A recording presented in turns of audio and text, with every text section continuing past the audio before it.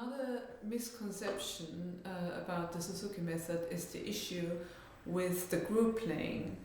A lot of people, and especially professional musicians or people who come from the professional music world, have great reservations or even profound dislike against big groups of cellists or big groups of violinists all playing the same piece. It's understandable if you don't see the big picture. The way how it works is in the traditional method. When children start to learn a new instrument, they usually don't play in an orchestra for a few years until they have learned to play that instrument a little bit better. In the Suzuki method, we start with the group playing from the very beginning. The advantage is we don't play orchestra parts which have to yet be learned newly again. The children have to sight read or learn an orchestra part. No, we play the pieces we have previously learned in the individual lesson. We've practiced them, we've polished them. Now we play them as a group and we learn how to play as ensemble. We learn how to blend, how to listen to other people, intonation, tuning out, sound color, all these things of ensemble, all these aspects of ensemble playing, we learn within the group playing, which could be called orchestra playing or ensemble playing.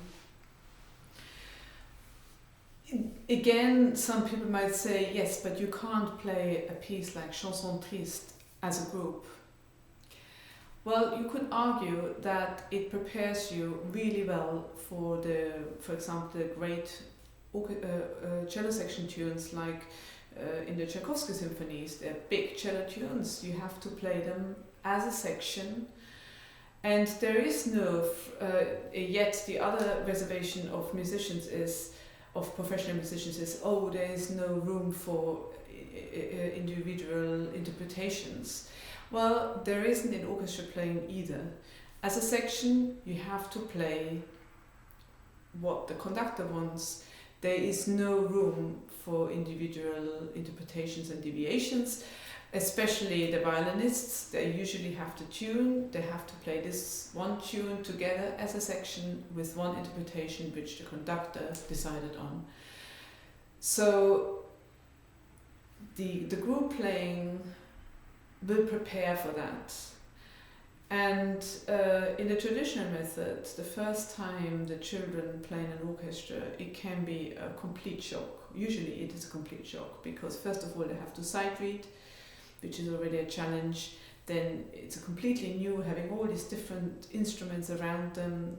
They're really being thrown in at the deep end, and over all these different aspects and the multitasking, usually the technique suffers, the playing starts to become a bit sloppy. All these negative influences can have an impact on your playing.